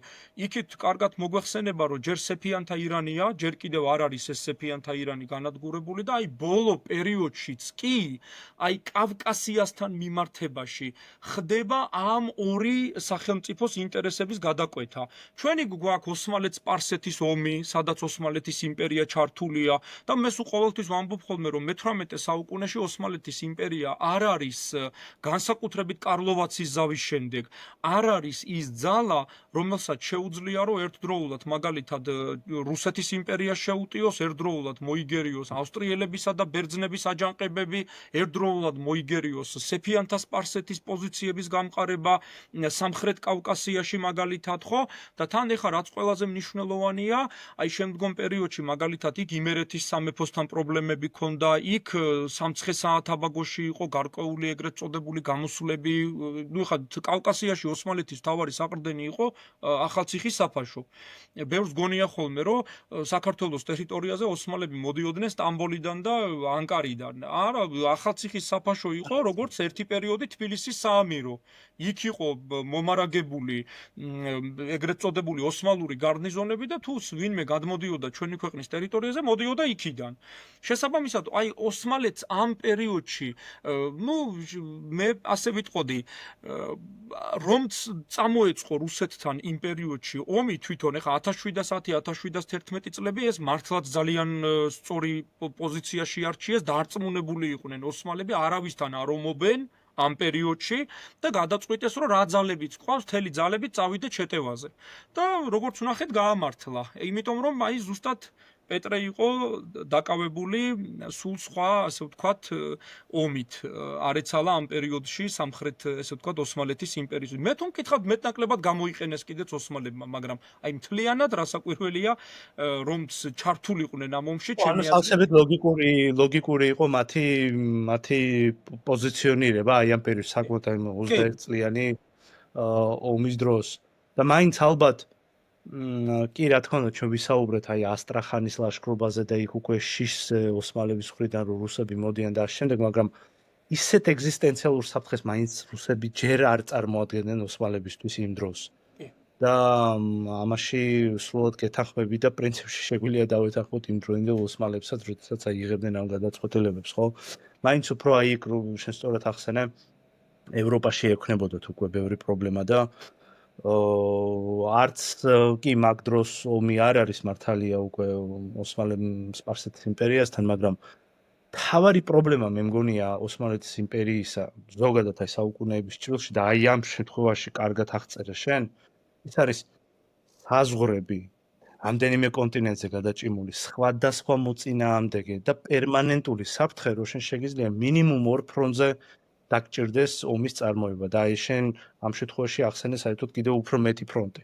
ანუ ამდენი რესურსი არ გაგაჩნია შენ. და მე არ მახსოვს რამდენი არის მოსახლეობა ოსმალეთის იმპერიის ამ დროს. რუსეთის მოსახლეობა 8 მილიონია, შვედეთის 1.5 მილიონი, ბრიტანეთის პრინციპში მაშინ უკვე იქნება დიდი ბრიტანეთი ამ სახელწოდებით, კი, ბევრად მეტია ვიდრე რუსეთის. ასევე არის ბევრად მეტი უკვე საფრანგეთის მოსახლეობა და საფრანგეთი არის ყველაზე სხვილი რა ქვეყანა მოსახლეობის კუთხით. აი ოსმალეთში რა ხდება თუ შეგიძლია გითხრათ და ოსმალეთში ეხა იმ პერიოდში კარგად მოგეხსენებათ, რომ ოსმალეთს ძალიან უყვარდა დავთრების ჩაწერა უყვარდათ ოსმალებს ძალიან, აი განსაკუთრებით სხვათა შორის აი სწორედ მე-18 საუკუნეში, აი მე მაგ საკითხსაც აუცილებლად შევეხები, იმიტომ რომ ჩვენ შემდგომ კიდე ერთი მნიშვნელოვანი რუსეთ-თურქეთის მოლაპარაკება უნდა ვახსენოთ, ეს არის მოლაპარაკება უკვე დაქცეული სეფიანთა ირანის ტერიტორიული გადანაწილება კავკასიის ნაწილში, აი ეს არის მთავარი. რაც შეეხება მოსახლეობას, მოსახლეობა უნდა ვივარაუდოთ ამ დროს, რასაკვირველ ხა საფრანგეთი ამ პერიოდში პიკშია მოსახლეობის გეთანხმებით, ეს მერე მე-18 საუკუნეში კონკრეტულად საფრანგეთის დიდი რევოლუციის დროსაც გამოჩნდა, უზარმაზარი მიუხედავად სიკვდილიანობისა, რამხელა ციფრი ფიქსირდება საფრანგეთში, მაგრამ ოსმალეთის იმპერიას თუ გავითვალისწინებთ იმას, რომ ის აკონტროლებს ეგვიპტეს, თუ გავითვალისწინებთ იმას, რომ ის აკონტროლებს სირია-პალესტინას, აკონტროლებს მცირე აზიას, აკონტროლებს კიდევ აღმოსავლეთ ევროპაში დარჩენილ ნაწილებს, აი, მე ვგულისხმობ მოლდავეთი, ვლახეთი, აი ის ტერიტორიები, რომლებიც შუა საუკუნეებიდან აქ დაახლოებით ალბათ რუსეთზე გაცილებით მეტი მოსახლეობა ოსმალეთის იმპერიას ეყოლებოდა. უბრალოდ აქ რაშია საქმე ახლა ოსმალეთის იმპერიის სამხედრო დაჯგუფება, აი მაგალითად ეხა მე ვიტყვი რას, ერთ-ერთი დასაყრდენი ოსმალეთის იმპერიისა ჯერ კიდევ შუა საუკუნეებში იყო იენიჩართა კორპუსი, რომელიც ძალიან დიდ როლს თამაშობდა ერთი პერიოდი იმპერიის გამარჯვებებში, ხო? იმდენად დიდ როლს ასრულებდა, რომ ელიტარული სამხედრო არმია შეიძლება ითქვა. ეხა ოსმალეთს ეთორიანელები შუა საუკუნეების, კი. აი მართლაც, იმიტომ რომ მათ ფაქტობრივად რა ქონდათ, ეხა ოჯახის შექმნის უფლება არ ქონდათ, ბავშვობიდან გადიოდნენ არანორმალურ წვრთნას, ხო, რომელიც ესენი იყვნენ ჩვეულებრივი ქრისტიანი ბიჭები, აი მაყურებლისთვის რო ავხსნათ, რომლებიც ძირითადად იყვნენ ბალკანეთიდან ხდებოდა ძირითადად იენიჩართა კორპუსის შევსება, თუმცა ადამიანი რო ჩაეძიოს ამ საკითხს, იქ იპოვის ქართველებსაც აუცილებლად, იმიტომ რომ სადაც ეხა მამლუქებად მიყავდათ, აი დაუშვათ ერთ-ერთი ეხა აი გურჯი მეჰმედ-ფაშა რო იყო მე-17 საუკუნის ოსმალეთის დიდი ვეზირი, სწორედ გურჯი ზოგადად დიდი ვეზირის თანამდებობაზე რო ასულიყავი, ჯერ უნდა ყოფილიყავი ეგრეთ წოდებული სამხედრო პირი, შემდგომ შეგამჩნევდნენ და გახდებოდი ბეილერბეის თანამდებობაზე დაგნიშნავდნენ, იქიდან მოხვდებოდი სულთნის დივანში, ეგრეთ წოდებულ სათათბირო საბჭოში და შემდგომ უკვე თუ რაიმე დამსახურება გექნებოდა, აგიყვანდნენ დიდ ვეზირად. ამიტომაც ძალიან საინტერესო იქნება იენიჩარტ, სხვათა შორის ეს ჩემი ინტერესის სფეროც არის, უბრალოდ აი ხელი ჯერ არ მომიკიდე ამ საკითხვისთვის, აი ქართველი იენიჩარები თუ იყვნენ ჩაწერილი წარმოშობით საქართველოდან რომ იყვნენ, აი ამას გულისხმობ. ეხლა ზოგადად ქართული გენის ახლო აღმოსავლეთში მოღვაწეობა ეს ძალიან ცნობილი თემაა, ცალკე სეფიანთა სპარსეთს რო თავი გავანებოთ მამლუქები, ეგვიპტელი მამლუქები, ერაყის მამლუქები, თუნისის მამლუქები, ბევრია ძალიან. და მათი ვინაობა გავრცელებული იყო რა, ქართველები ყველგან, ახლა მე აი უშუალოდ სავაჭრო გზებზე რომ მუშაობდი ამ პერიოდში, ქართველები სად არ არიან ნახსენები რა, ხმელთაშუა ზღვაში, სპარსეთის ყურეში, ირანის ძალიან ბევრ ტერიტორიაზე, ოსმალეთის იმპერიის აღმოსავლეთ ნაწილშიც. ძალიან ფართოდ. ეს უბრალოდ მარტო აი ამ მიმართულებით და შენ ამ მიმართულებაზეც საუბრობ, რა თქმა უნდა, იქ თავისთავად იქ ძალიან ბევრი, იმიტომ რომ ხა მოგეხსენებათ, რომ ტყვეთას ყიდვა, აი ტყვეთას ყიდვა სხვათა შორის, რომელიც აქტიურად იყო დასავლეთ საქართველოსთან გააყვანილი, ხა სიტყვაზე ვამბობ, ხო, ხა თვეში დაუშვათ 8000, 10000 ბავშვი რო გაიყვანო და ეს საკმაოდ ფართო მასშტაბიანი როგორც იტყვიან, რაოდენობა. ეს ამბობ თუ წელიწადში, გიორგი, ეს საინტერესოა. წელიწადში რო გაიყვანო უკაცრავად მე რაღაც ხო წელიწადში ჟან შარდენი და სხვები წელიწადში მე შეიძლება თქვა ვახსენე უცბად ეს ძალიან დიდი ციფრია საკმაოდ და რო გაგყავს ახლა ხო ეს რამხელა ძალიან დიდი იმ დროს უზარმაზარი რაოდენობა იყო ეს რამხელა რესურსია თვითონ ჩვენი ქვეყნისთვის რამხელა რესურსი იქნებოდა და ახლა იქ რო აწუდი მაგალითად ჩვენ ვიცით ახლა რომ პირდაპირ ვინც კავკასიელები ჩერქეზები ქართველები აი კავკასიური სისხლის ეგრევე ან ოსმალურ არმიაში მიდიოდნენ, ან ოსმალურ არმიაში, ოღონდ მამლუქთა რიგებში მიყავდათ ამათ ეს ბავშვები. ხო და აი ამ შემთხვევაში მაგალითად როცა მოსახლეობაზე მიდგება საუბარი, ნამდვილად რუსეთზე მეტი იყო, მე ხა ზუსტად აი ციფრი არ მახსოვს, მაგრამ ფაქტია რომ რუსეთზე მეტია, აი რასაც ახლა მე ვიხსენებ მოსახლეობას, ეს შეიძლება გადავამოწმოთ და შემდგომ გავაჟღეროთ ეს ციფრი, მაგრამ თვითონ იმპერიის ფართობსაც თუ წარმოვიდგენთ, ახლა პეტრემაც იმპერიად გადააქცია, მაგრამ ყოველ შემთხვევაში რუსეთი, მაგრამ ყოველ შემთხვევაში ოსმალეთი უკვე გამოცდილი იმპერია არის მოსახლეობის კუთხითაც, სამხედრო კუთხითაც, ეკონომიკური კუთხითაც და თანაც, შობადობა იყო ძალიან მაღალი, იმიტომ რომ აი დაუშვათ მე-16 საუკუნეში სულეიმან პირველის პერიოდში, როდესაც მან კანონები დაწერა, კანონები ეხებოდა ოჯახსაც, კანონები ეხებოდა მრეწველობას, ყველაფერს ეხებოდა აბსოლუტურად კანონები მის პერიოდში, ეს ძალიან დიდი ოქროს ხანა იყო ყველა კუთხით მართლაც და მოსახლეობის რაოდენობაც ისე იყო დაფიქსირებული, რომ შეიძლება ვიფიქროთ, აი მართლა რომ მოენდომებინა ოსმალეთის იმპერიას იმ პერიოდში, არ არის გამორიცხული, რომ 150,000 და 200,000 კაცი გამოეყვანა ბრძოლის ველზე, იმიტომ რომ თუ გავითვალისწინებთ ხალხის რაოდენობას და თუ გავითვალისწინებთ ტყვეების რაოდენობას, თუ გავითვალისწინებთ მოსახლეობის რაოდენობას, სადაც რომლებიც იყვნენ ოსმალურ არმიაში, ეხლა მარტო ქრისტიანი ბიჭები ხო არ იყვნენ იქ შემდგომში გამუსლიმებულები, ოსმალეთს სხვადასხვა სამხედრო დანაყოფები ჰქონდა, სადაც თვითონ ადგილობრივი მუსლიმებიც რასაკვირველია, ჩვეულებრივად ჯარში მიდიოდნენ თიმარული წესით, მათ მიწები გადაეცემოდათ და შესაბამისად სულთანს ემსახურებოდნენ. იყო იაიას არმია, იყო იენიჩართა კორპუსი, იყო სიფახები, ქაფიქულუს არმია იყო, ანუ სხვადასხვა ისინი იყო, ესე ვთქვათ, მიმართულების არმია, ცხენოსანი არმია, ქვეითი, ბაში ბუზუკები, ეგენი საერთოდ გიჟები იყვნენ, თვითონ სახელიდან გამომდინარეც თუ ვიტყვით, თავქარიანები. გიჟები, აი ასეთი იმით მოიხსენიებდნენ ფაქტობრივად, იმიტომ რომ რაღაცა არც ფორმა ეცვათ, ბუმბულები ქონდათ დამაგრებული ველურებივით, ცხენებზე ისხდნენ, ყვიროდნენ შუა ბრძოლის დროს. ესენი იყვნენ ტიპიური, ზოგი თურქი იყო, ზოგი არაბული ქვეყნებიდან იყვნენ წამოსულები, ზოგი ქრისტიანი თავისი ნებით ჩაწერილი და რა ვიცი, ძალიან საინტერესო ის ქონდა სამხედრო და აი პარალელი რო გავალოთ, ესე იგი შენ ახსენე რომ პოტენციურად შეეძლო 200,000-მდე გაიყვანათ, ეს სულეიმანის დროს ახსენე შენ. ეხლა იმ პერიოდზე, რომელზედაც ჩვენ ეხლა გავჩერდით, ხო, ანუ მე-17 და მე-18-ის მიჯნა, ეხლა პეტრეს თავიდან პატარა ჯარი ყავს, მაგრამ აი იმ პიკში ჩრდილოეთის ომის დაახლოებით ჯამში 200,000 ჯარისკაცის გაყვანა მოახერხა მან, ეს 8 მილიონიანი მოსახლეობის კუთხით, ანუ ტოტალური მობილიზება რა, რასაც ქვია რა, მოსახლეობის. სხვათა შორის 100 რამდენიმე 110 თუ 120 დაახლოებით 1000 ჯარისკაცის გამოყვანა მოახერხა კარლ მე-12-მ შვედეთმა, რომელსაც ყავდა 1,5 მილიონი მოსახლეობა. ანუ ეს არის ტოტალური ომი რა, ეს ჩრდილოეთის ომი და უბრალოდ აი მაინტერესებდა ოსმალეთის ჯარი, ეხლა ალბათ ზუსტი რიცხვი ჩვენ შეიძლება არ გქონდეს იმ დროს, მაგრამ თუ ვიცი ჩვენ ამა თუ იმ კამპანიაში და ბრძოლაში რამხელა ჯარი მონაწილეობდა, მაგალითად 1-2 ციფრი მაინც თუ შეგიძლია დაგვისახება ამ პერიოდში. აი მაგალითად დაუშვათ რომ შეიძლება ითქვას ამ დროს ოსმალეთის იმპერიის სამხედრო შეიარაღება, როდესაც ეხა ოსმალებს ეხები, ეს არის 80,000-იანი არმიიდან დაახლოებით 120,000-იანი არმიის შეგროვება. 80-დან 120,000 შეიძლება რომ დავასახელოთ მაგალითად ამ ლაშქრობებში. აი წეღან რა ვახდენ მე-16 საუკუნეშიც კი, როცა უფრო მოსახლეობის კუთხით იმ დროს აი ოქროს ხანაა ბოლოს და ბოლოს, ოქროს ხანის შემდგომ პერიოდს განვიხილავთ, 70,000 კაცი მონაწილეობდა ასტრახანის ლაშქრობაში.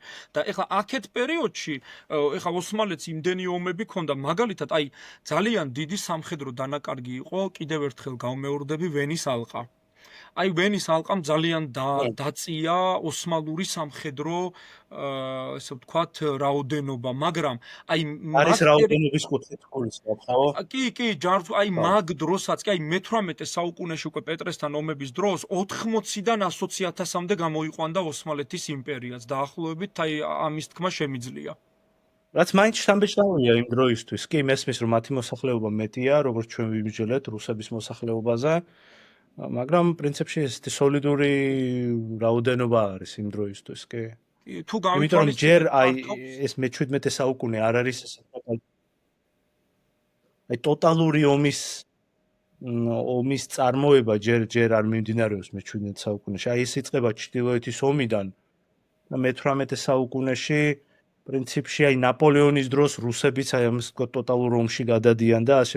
ან ჯერ არ არის ეს ის პერიოდი ტოტალური ომებისა, მაგრამ მაინც ოსმალები ახერხებენ აი ამ ხელა კი. დაჯარისო ესე ვთქვათ 80-100 ჯარების ათასად გამოყვანა. შეაგროვებდნენ. კი. აი, ნუ ამ ჯარს ახლა როგორ შეაგროვებდნენ? აი ერთი ხო ეგვიპტური ქვედანაყოფები, სირიული ქვედანაყოფები, მისი პალესტინა, სირიის უკაცრავად, იქ მცირე აზიიდან რასაკვირველია ჯარებს გამოიყვანდნენ. აქ ხდებოდა უკვე სხვადასხვა ქალაქების გამგებლები, სადაც განაწილებული ყავდათ ეხლა ეს არმია, იკრიბებოდნენ და შესაბამისად ხდებოდა ლაშქრობა. და სხვათა შორის აი გადაადგილების პერიოდშიც ხო იქ რამდენიმე ხანდახან დიდი დრო სჭირდებოდათ, იმიტომ რომ ეს ძველი აშენებული ხის ეგრეთ წოდებული ხიდები სულ ხელახლა იყო ხოლმე გასაკეთებელი მერე იქ და იმას ანგრევდნენ ზარბაზნებით და ახალ გადასასვლელ ხიდებს აკეთებდნენ ხოლმე და ამასაც რასაკვირველია თავისი დრო მიქონდა. აი თუნდაც აი ასტრახანის ლაშქრობიდან მოყოლებული შემდგომ ომების პერიოდშიც რუსებს ძალიან უყვარდათ ხოლმე პარტიზანული თავდასხმები. აი როგორც კი ჩაიგდებდნენ რაღაცა პატარ-პატარა რაზმებს ხელში, ესენი იყვნენ ჩასაფრებული, გამოცივდებოდნენ, დახოცავდნენ და წავიდოდნენ. სხვათა შორის ასტრახანის ლაშქრობის დროსაც აი წეგან ჩვენ რო ვახსენეთ ორ ნაწილად რო გადაადგილდებოდნენ ოსმალები, რუსები ამ ტაქტიკას იყენებდნენ. სანამ ასტრახანამდე მივიდოდნენ ოსმალები, აი ხშირი თავდასხმები ოსმალურ არმიაზე. სულ რო დახოცილიყო რაღაცა რუსული ნაწილი, იმ პარტიზანული ნაწილსა, ოსმალებიც ხო დაიხოცებოდნენ და ნელ-ნელა გზაშივე აკლებდნენ არმიას ოსმალურ შენაერთებს. ასე რომ, აი ძალიან საინტერესო საკითხი იყო. თავდადებით იცავდნენ თავიანთ იმ ტერიტორიას მაშინ. ხო, მადლობა გიორგი ამ ახსნისთვის. ალბათ ფიქრობ, რომ შესაძლებელია, რომ ჩვენ რაღაცნაირად აი ეს დიდი თემა ხო, რასაც ქვია ის ოსმალეთ-რუსეთის ომები, შეგვიძლია აი ეს ნაწილი რითი დავასრულოთ, ეცე? აი რუსეთის აღზევება, როგორც უკვე იმპერიისა ოფიციალურად პეტრეს დროს, ძალთა ბალანსი აღმოსავლეთ ევროპაში და განსაკუთრებით ჩრდილოეთში უკვე იცვლება და მერე უკვე რუსები უყურებენ სპარსეთს, რადგან შენ კარგად ახსენე, სპარსეთში უკვე საფიათა დინასტია ეცემა და რუსებს სურთ, რომ რაღაცნაირად ის ტერიტორია სრულად ოსმალების ხელში არ გადავიდეს და გარკვეულწილად გადაარჩენენ კიდევაც ირანს. აი ამაზეც რომ ვისაუბროთ, პეტრე უკვე ჩვენთანაც შემოდის უკვე აი უშუალოდ რუსები კავკასიაში და შეგვიძლია დანარჩენზე უკვე ვისაუბროთ სიტყვაზე ამ საინტერესო ომების რაღაც მეორე, შეიძლება მესამე სერიაშიც კი. კი ბატონო, აი მაგალითად ვახტანგ მეექვსის პერიოდია ხო ეს ჩვენ ქვეყანაში, როდესაც ფაქტობრივად გონება უკვე იარაღად არის გადაქცეული, ჩვენ უკვე აი ვახტანგის მეფობის პერიოდში მაგალითად, როდესაც მას ირანიდან უშვებენ და ის ჩვენთან შემდგომში გამეფდება, რასაკვირველია გამუსლიმების შემდეგ. აი იმ დროს ჩვენი კონტაქტები სწორედ პეტრესთან. აქ აღსანიშნავია ხა ერთი ყველაზე მნიშვნელოვანი ესე ვთქვათ დაპირისპირება რუსეთსა და ირანს შორის, ეს არის 1722-1723 წლები. როდესაც პეტრემ დაგეგმა ფაქტობრივად სეფიანთა სპარსეთის წინააღმდეგ ექსპედიცია. შეიძლება ასე ითქვას 1722-23 წლები. სხვათა შორის აი ამ დროის ირანის ისტორიასაც თუ გადავხედავთ მაგალითად, იქ ქაბულში აჯანყებებია, ქერმანში აჯანყებულია, მაზანდარანში აჯანყებები მიმდინარეობს. ანუ იმ დროს უკვე სეფიანთა დინასტიას აღარ აქვს იმხელა ავტორიტეტი, რამხელაც მაგალითად შაჰ ისმაილის, შაჰ თამაზის, შაჰ აბასის, შაჰ სეფი პირველის პერიოდში ქონდა, ხო?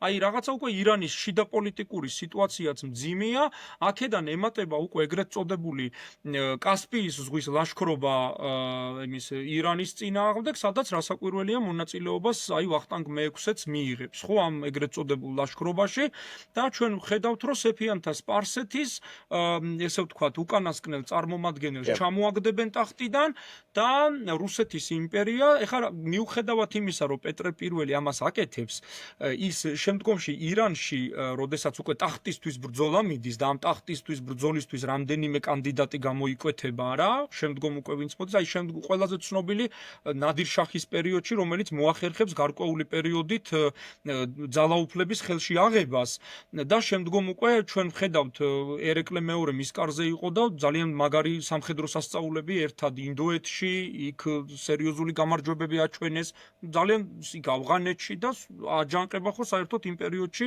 რა სიტყვა იყო არც იცოდნენ. ნუ ნადირ შაჰის სიბერეში ეგ ცოტა სხვა რამეა. ხო და აი როდესაც პეტრე პირველი ამ ეგრეთ წოდებულ ექსპედიციას მოაწყობს, ძალიან საინტერესოა ის ფაქტი, რომ ვახტანგ მე-6-ე, რომელიც აქტიურად ცდილობდა ევროპიდან დახმარების მიღებას და აქ კიდე უფრო ისეთი საკითხია, აი მაგალითად ეხლა ვახტანგის პერიოდში ის ხო ცდილობდა საფრანგეთთან დაკავშირებას. მე ყოველთვის აღნიშნავ ხოლმე იმას, რომ ვახტანგ მე-6-ეს მეზობლად ყავდა ზემოთ ჩრდილოეთით ერთმორწმუნე რუსეთი, როგორც იტყვის ზოგიერთი, ერთმორწმუნე რუსეთი, მაგრამ იქ არ მიდის ელჩად. პირველ რიგში სულხან-საბა ორბელიანს აგზავნის საფრანგეთში. რატომღაც დასავლეთის იმედი უფრო ქონდა იმ პერიოდში, ვიდრე თავის ჩრდილოეთში მაგალითად ყოფი ერთმორწმუნე მეზობელი რუსეთის, ხო, რომელიც იმპერიად გადაიქცევა მალე, რომელიც ფაქტობრივად გამოდის პოლიტიკურ ავანსცენაზე. და აი ევროპიდან სულხან-საბა ორბელიანი, რომელიც სტამბოლში ელოდებოდა საფრანგეთის მეფის ლუი მე-14-ის ელჩებს და შემდგომში უეცრად 1715 წელს ლუი მე-14 კვდება და ხელისუფლების სათავეში მოდის ლუი მე-15, ეგრეთ წოდებული შეთანხმება ქართულ-ფრანგული, ნუ რა შეთანხმება ეგ იყო, ელჩებს უნდა ენახათ უბრალოდ ადგილობრივი მდგომარეობა რა იყო, როგორ იყო, ვისთან უწევდა ლუი მე-14-ის კავშირის დამყარება, რა სიტუაცია იყო და შემდგომში რა იქნებოდა და როგორ, ეგ კიდე სამომავლო საკითხი იყო, მაგრამ აი, როდესაც სულხან-საბა ორბელიანი ფაქტობრივად უშედეგოდ ბრუნდება ქვეყანაში, შემდგომ უკვე ვახტანგ მე-6-ე მიიღებს გადაწყვეტილებას, რომ ის წავიდეს, გაგზავნონ რუსეთში, ელჩად. მაგრამ პირველი ელჩობა ჩვენ ვიცით, რომ წარუმატებელი აღმოჩნდება, შემდგომ უკვე ხდება ეგრეთ წოდებული ეს კასპიის ლაშქრობა, სეფიანთა სპარსეთის დამხობა და იქ ახალი ეგრეთ წოდებული შიდა აჯანყებებისა და კერების გაჩენა და აღსანიშნავია კიდევ ერთი საკითხი, 1723 წელს მთავრდება რუსეთ-სპარსეთის ომი. და 1724 წელს უკვე რუსეთსა და ოსმალეთს შორის ეგრეთ წოდებული ხელშეკრულება დაიდო, ამას ჰქვია კონსტანტინოპოლის ხელშეკრულება, ასე შეიძლება დავარქვათ. თურქები კი სტამბოლის ხელშეკრულებას წერენ, მაგრამ ფაქტია, რომ იმ პერიოდში ოფიციალურად ჯერ კიდე კონსტანტინოპოლი ოფიციალურად ასე მოიხსენიებენ, რასაკვირველი. ეს უკვე შემდგომ მუსტაფა ქემალ ათათურქის პერიოდში გადაერქვა ოფიციალურად დაერქვა სტამბოლი, თორე ისე ზოგადად კონსტანტინოპოლად მოიხსენიებენ ჯერ კიდე შუა საუკუნეებშიც და შემდგომ მე-18-მე-19 საუკუნეებშიც, ვინც სტამბოლში ჩასულა, სულ კონსტანტინოპოლს იშვიათი 20 საუკუნის დასაწყისშიც პრინციპში რამდენიმე ადგილას შემხვეულა, რომ პირველ მსოფლიო ომამდე ჩვეულებრივ კონსტანტინოპოლს აი ბრიტანელები მაგალითად კონსტანტინოპოლად აღნიშნავენ, ფრანგები ბერძნები თავისთავად დღემდე კონსტანტინოპოლს ეძახიან, ეს ცალკე საკითხია, მაგათ ხა სტამბოლი დაუძახეო, ეს ძალიან დიდი შეურაცხყოფა იქნება. ნამდვილად. ასე რომ აი 1724 წელს მაგალითად რა სამწუხარო იყო თვითონ ჩვენი ქვეყნისთვის, აი საქართველოს მაგალითზე რო ვთქვათ, ხო, აი ვახტანგს როგორი დიდი იმედი ქონდა, რომ აი რუსეთი იქ ზევით გამარჯვებულია, აქ სეფიანებთან გამარჯვებულია, იქნებ ოსმალებთანაც მოგვეხმაროს, მაგრამ სინამდვილეში პეტრე პირველი რას აკეთებს 1724 წლის კონსტანტინოპოლის საზავო ხელშეკრულების შეთანხმებით გადაწყვიტა, რომ მთელი კავკასია დარჩეს საქართველოს ტერიტორია, ფაქტობრივად გადასცა კონკრეტულად საქართველოს ტერიტორიაზე მაქვს საუბარი, გადასცა ოსმალეთის იმპერიას და ჩვენ ქვეყანაში იწყება ოსმალობა 1724 წლიდან 1735 წლამდე. ამაზე დიდი ფაქტობრივად აი პეტრე პირველისა და ვახტანგ მე-6-ის ურთიერთობის მაგალითი შემდგომში თეიმურაზ მეორისთვისაც რო ყოფილიყო რაღაც ანგარიშგასაწევი აი არგუმენტი, რომ რატო არ შეიძლებოდა იმათთან საქმის დაჭერა, ან თუნდაც ერეკლე მეორის პერიოდში დაუშვათ. ხო, ეხლა მე რომ მეკითხებიან, აი თუნდაც რუსულ ძალებზე რო ვილაპარაკო, აი ამ პერიოდში მე-18 საუკუნის რუსულ ძალებზე, ხო? აი თვითონ 1783-ში, როცა ჩვენ გეორგიევსკის ტრაქტატი გავაფორმეთ იმასთან, რუსეთთან სიტყვაზე, ეგ ხო იყო ვითომ ფარველობა უნდა დაწესებულიყო, ვითომ რა ვიცი უამრავი რაღაც დაგვირდნენ, ბაგრატიონები სანამ იქნებოდნენ იქ როგორც თავის დროზე ბიზანტიაში ჩადიოდნენ და მეფე დაკურთხებდნენ, რუსეთში უნდა წასულიყვნენ და იქ ეკურთხებინათ ქართლის კახეთის მეფე და აი აქ კიდე ერთხელ უნდა გაეთვალისწინეთ ბილად ის ფაქტი, რომ რუსეთი აუცილებლად დაარღვევდა მაგ ხელშეკრულებას. აი რაც მაგალითად ერეკლე მეორის დროს გეორგიევსკის ტრაქტატ ზოგიერთი საერთოდ ფარატინა ქაღალდს ეძახის, რომელსაც ჩვენთვის შეიძლება მნიშვნელობა ჰქონდა და რაღაც კუთხით დიდი იმედით ვუყურებდით, მაგრამ მეორე მხრიდან რომელთანაც იძულებული ვიყავით რომ გაგვეფორმებინა, იმათთვის საერთოდ ანულირებული დოკუმენტია, შეიძლება ასე ითქვას. აი ამ რუსი ისტორიკოსების მიდგომა ძალიან საინტერესო, თანამედროვე რუსი ისტორიკოსებს გულისხმობ. ანუ იმდენად იმპერიულად უყურებენ ამ საკითხს, რომ იმდენად სუსტი იყავიო შენ, რომ რა ხელშეკრულებაც არ უნდა დამედო, ვერ მოხერხდებოდა შენი გადარჩენა და აი მე თვითონ მომიწია ფიზიკურად გადმოსვლა და შენი გადარჩენა, შენი დაცვა ამ კუთხით. ანუ ძალიან გავს იმას თუნდაც თანამედროვე რუსეთის პოლიტიკას და ზოგადად დიდი ქვეყნების, ანუ იმპერიების პოლიტიკას პატარა ხალხების მიმართ. იმდენად განსხვავებული პერსპექტივა აქვთ ამათ, რომ შეიძლება გულწრფელად არც ესმით რეალურად მეორე მხარე როგორ ფიქრობს, ანუ იმდენად მათთვის პატარა საკითხად შეიძლება აღიქვამებოდეს ეს და მაგრამ აი პეტრეს შემთხვევაში გიორგი, ხა შენ საინტერესო აქცენტები გამოყავე, ასე ვთქვათ. ანუ პეტრე აქეთ აღმოსავლეთ კავკასიაში, ასე ვთქვათ, შემოდის, გასაგებია რომ მას არ უნდა რომ სრულად აქ ოსმალეთი გაბატონდეს და რაღაცნაირად უნდა რომ ბალანსი შენარჩუნდეს და ირანად დარჩეს. მაგრამ მას აქვს ყველა იმ წერილში, იმ დროინდელ წერილში, რომელსაც ის გზავნიდა თავის მხედართმთავრებთან და ზოგადად იქეთ დედაქალაქშიც, როდესაც უკვე სენატთან მიმოწერა ჰქონდა და ასე შემდეგ. ყველგან ფიგურირებს ის მომენტი, რომ მას სჭირდება ეს რეგიონი, როგორც სივრცე, საიდანაც აიღებს რესურსებს. ანუ ეს რესურსები პირველ რიგში უნდა და რუსული მანუფაქტურისთვის და ქარხნული წარმოებისთვის, ხო? ეს იყო აბრეშუმი და კიდევ სხვა სიტყვაზე სანელებლებით პრინციპში, მაგრამ აბრეშუმზე უფრო იყო აქ აქცენტი.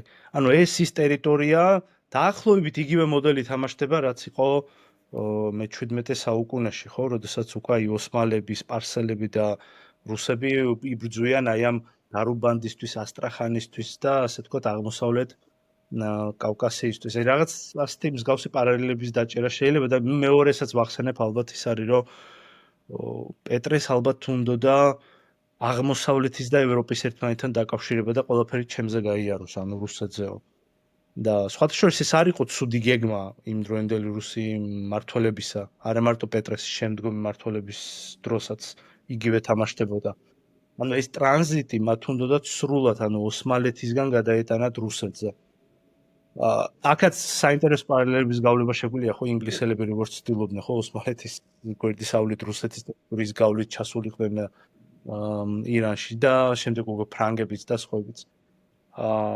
აი ეს საინტერესო პარალელები არის პეტრეს საგარეო პოლიტიკაში, რაშიც სამწუხაროდ ვერ ხედავ დიდად საქართველოს იმდროინდელ საქართველოს. კი აქვს გეგმები, რომ სიტყვაზე იქ მტკვარზე ქალაქი ააშენოს და თბილისი იყოს ცენტრი და გარკვეულწილად არის ეს წერილებში ჩანს, მაგრამ პრაქტიკული ნაბიჯები მაინც და მაინც არ გადადგმება. აი ჩვენ ქვეყანას რამდენად იყო გათვალისწინებული როგორც დამოუკიდებელი ჩვენი ქვეყნის არსებობა, აი მაგ დროს, იმიტომ რომ რამდენი რაღაცა ზემოდან რუსეთის იმპერია ძლიერდება, ქვემოდან აი წეგან რატო ვახსენე, ჯერ კიდე 1793 წელს, აი მე რომ მკითხოთ მაგალითად რუსეთთან დაკავშირებით, აი იმ დროს, ან თუნდაც პეტრემ დაიწყო ძალიან დიდი პროცესი, რომელიც შემდგომ გააგრძელეს, ხო? პეტრეს შემდგომ იყო აი ნუ მე ვახსენებ ძირითად რეფორმატორ პიროვნებებს რუსეთის ისტორიაში, აი ეკატერინე მეორის პერიოდი, ოქროს ხანად წოდებული, ხო? ის კიდე საერთოდ ცალკე მოვლენა იყო.